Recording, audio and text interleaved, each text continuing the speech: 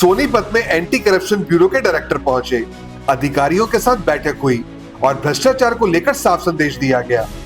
Haryana anti corruption bureau के director as Chawla आज सोनीपत के मिनी सचिवालय पहुंचे। सबसे पहले उन्होंने जिले के अधिकारियों के साथ अहम बैठक की। बैठक में साफ कहा गया कि सरकारी काम में पारदर्शिता होनी चाहिए और भ्रष्टाचार पर जीरो टॉलरेंस की नीति अपनाई जाए। जो मामले लंबे समय से पेंडिंग हैं, उनका भी जल्द निपटारा करने के निर्देश दिए गए। इसके बाद एसीबी डायरेक्टर ने आम नागरिकों की शिकायतें भी सुनी और संबंधित अधिकारियों को जरूरी दिशा निर्देश दिए। एसीबी की तरफ से लोगों से अपील की गई कि अगर कोई सरकारी कर्मचारी या अधिकारी रिश्वत मांगता है तो उसकी शिकायत तुरंत एसीबी को दें। अब प्रेस कॉन्फ्रेंस में एसीबी डायरेक्टर एएस चावला ने भ्रष्टाचार और लंबित मांगों को लेकर क्या कुछ कहा, देखिए पूरी खबर में। देखिए, मेरे आज यहाँ सोनीपत आने का जो मेन कारण था वो ये था कि जो निर्णय हम हेडक्वार्टर पर लेते हैं वो निर्णय हमारे आखिरी बंदे तक पहुँचने चाहिए ताकि वो एक इफ़ेक्टिव कार्रवाई को अंजाम दे सकते हैं। तो उस मकसद से उनके साथ अच्छी बातचीत हुई है, जिसके अंदर रोहतक, झज्जर और सोनीपत के तीनों ज़िलों के जो इस रेंज में आते हैं उनके मुलाजम थे। उनसे बातचीत के दौरान कई बातें सामने भी आई हैं और मुझे उम्मीद है कि इससे हमारी जो परफॉर्मेंस है उसे हम और अच्छा कर पाएंगे।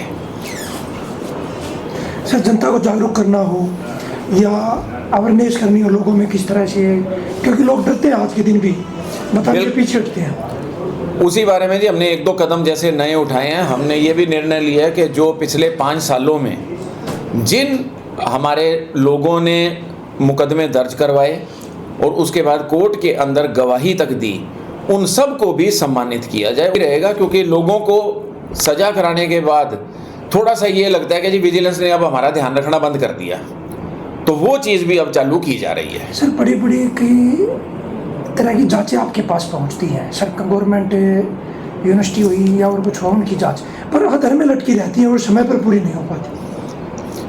नहीं, ऐसा नहीं मानता जी। सिर्फ ये है कि जो विजिलेंस का कार्य है वो थोड़ा सा मतलब पेचीदा ज़रूर है और निश्चित तौर पर, क्योंकि इसके अंदर जो मुलजिम हैं वो भी सरकारी अधिकारी या कर्मचारी हैं, वो भी ट्रिक्स ऑफ द ट्रेड जो होता है वो सब जानते हैं इस चीज़ को। अब उनसे चीज़ को निकलवा पाना और इस तरीके से ताकि कल को किसी तरीके से वो ये ना कह पाएँ कि जी हमारे साथ कोई गलत व्यवहार या गलत तरीके से किया गया, इसलिए थोड़ा सा समय ज़रूर लगता है इन चीज़ों में और निकालने में, क्योंकि बहुत सारा डॉक्यूमेंट्री एविडेंस है जो हमें देखना पड़ता है। ये उस तरह की वारदात नहीं है जो ज़िला पुलिस के अंदर होती है कि बदमाश ने कुछ किया, उसमें तो आपने पकड़ के और इंटेरोगेशन करके चीज़ निकालनी है। यहाँ पे हमें उसके अलावा साथ साथ बहुत कागज़ और फाइल पढ़नी पड़ती है कि क्या सचमुच इसके अंदर बदनीयती थी या कि केवल एक एडमिनिस्ट्रेटिव मिस्टेक थी। क्योंकि काम करते समय देखिए, पानी में जो उतरेगा डूबेगा वही। अब जो डूब गया तो हम ये नहीं कह सकते कि उसकी नीयत खराब थी। तो हमें इस तर्क के साथ ये क्लैरिफाई करते समय ज़रूर ज़्यादा लगता है। सर, कई बार दलाल तक पहुंचती है पर आखिरी पायदान पर नहीं पहुंच पाती विजिलेंस भी। मैं इतना ही कहूँगा जी, प्रैक्टिकल प्रॉब्लम्स कह लीजिए। उल्टा अगर आपको लोगों को, जब आपके माध्यम से आज बात हो रही है सोनीपत के लोगों में, तो मैं ये ज़रूर कहना चाहूँगा कि अगर कोई भी मदद या सहयोग वो देना चाहते हैं तो जिस स्तर पर भी वो देना चाहेंगे हम उसे लेने के लिए बिल्कुल तैयार हैं। और हमारी जो पॉलिसी है कि जिन्होंने भी सहयोग दिया है, क्योंकि कई लोग शुरू में कहते हैं कि जी हमारा नाम नहीं आना चाहिए सामने, तो हमने गुप्त तौर पर उनको सम्मानित भी किया और इनाम भी दिया। सरकार हमें काफ़ी पैसे इस बारे में देती है। सर, कानून जो प्रक्रिया आपकी वो थोड़ी मजबूत है, जो पकड़ने की उसमें ऑडियो रिकॉर्डिंग की ज़रूरत होती है, कई तरह की ज़रूरतें होती है, कई बार वो कर नहीं पाते हैं और डायरेक्ट पैसे लेने की बात आती है सामने, वो दर में लटक जाती है इस तरह की कार्रवाई। देखिए, हमें जिसको भी पकड़ेंगे, कल को हर आदमी के पास एक राइट टू डिफेंस है, कोई भी व्यक्ति हो।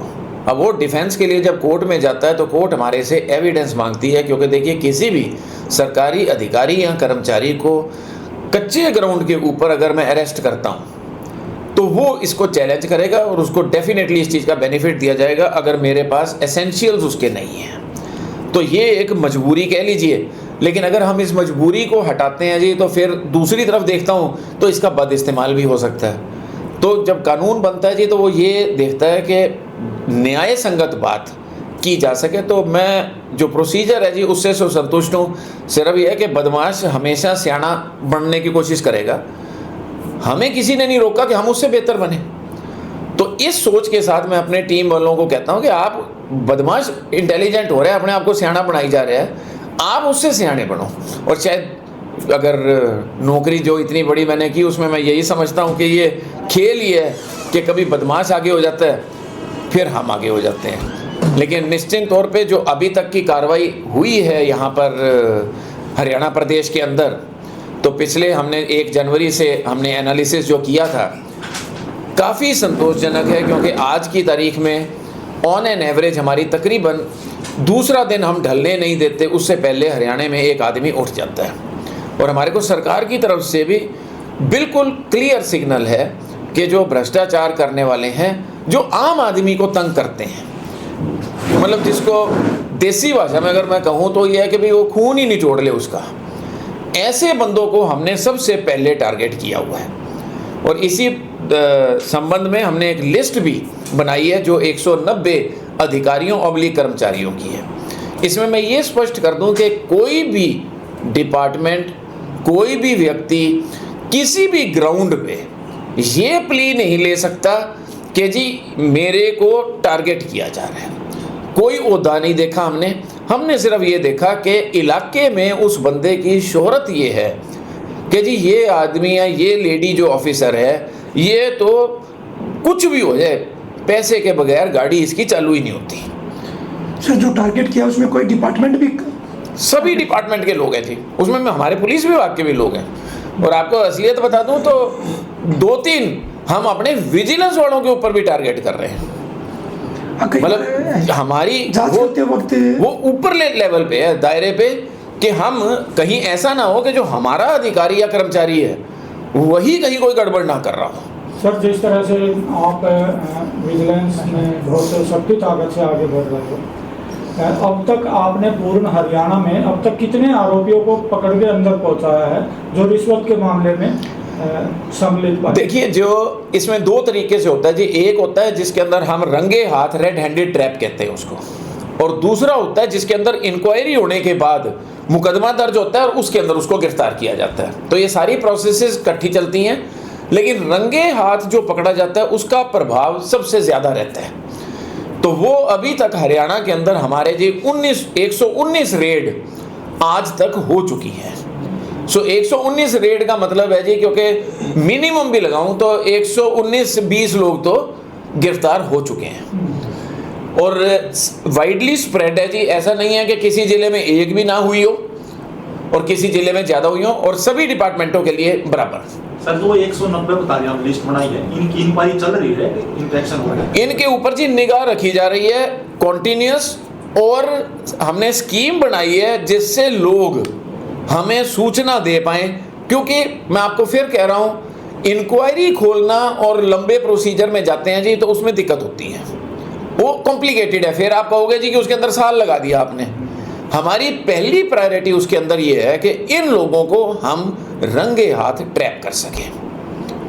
लेकिन ये है कि सारे नाम हम सबको बता भी नहीं सकते, तो हम एरिया वाइज जहाँ जहाँ पर है उनको वो नाम शेयर कर रहे हैं। और अगर कोई भी आएगा तो ये भी बता दूं, उस लिस्ट के अंदर अगर कोई भी शिकायत करता सामने आता है, हिम्मत करता है पकड़वाने की, तो उसको हमने जी 51,000 रुपये का इनाम उसके लिए रखे हैं।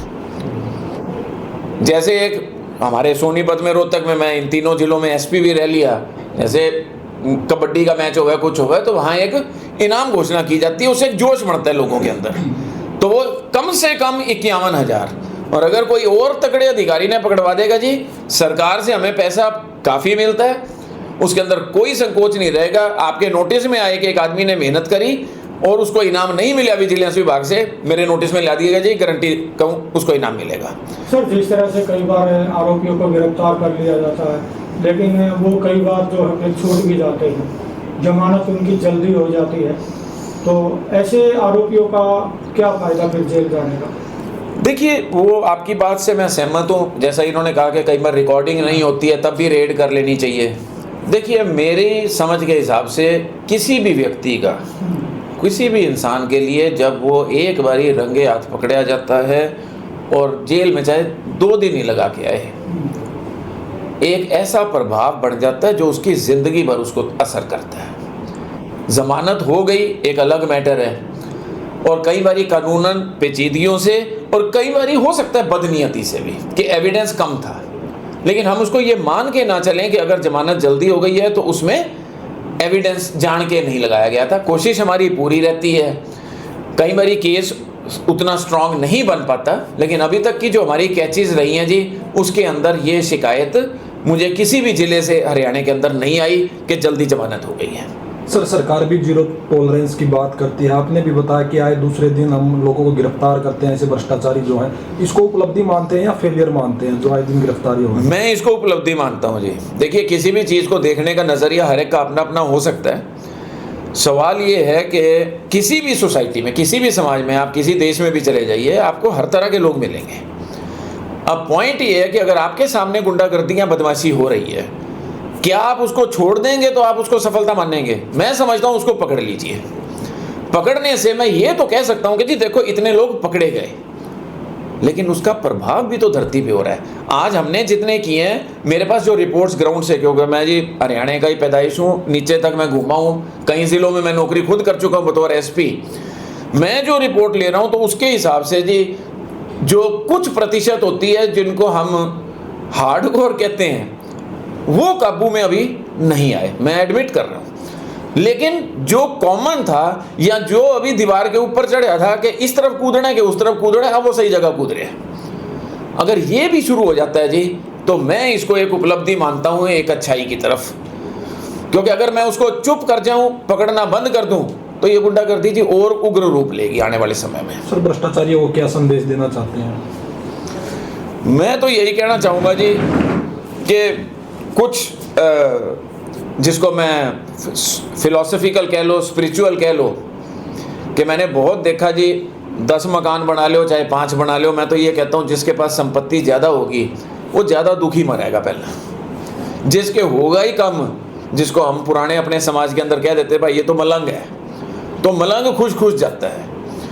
मैं ये कहूँगा कि जितना पैसा कमाने पे जोर लगा रहे हो, अगर उतना ही जोर आप इज्जत कमाने में लगा लो और किसी की मदद करने में लगा लो, तो कोई बड़ी बात नहीं है, परमात्मा आपको किसी स्तर से भी किसी स्तर तक पहुँचा सकता है। ये एक सोच के साथ हम लोगों को, क्योंकि अंदर से मैंने ये देखा जी कि हर इंसान के अंदर कुछ ना कुछ वो भावना हमेशा जिंदा होती है। सिर्फ कई बार क्या हो जाता है कि वो उसको दबा लेता है हालात या समाज को देख के। अगर वो उसकी जागृत हम कर दें, बाकी काम वो अच्छा खुद कर सकता है। हमें पूरे हरियाणा के मतलब प्रदेशवासियों पे भरोसा है कि वो कोशिश ये करें कि जो ये नेचर है कि हर चीज़ के लिए पैसा, उस सोच से थोड़ा सा निकलें। इसके अलावा भी एक अच्छा जीवन है, यही कहना चाहूँगा। धन्यवाद जी।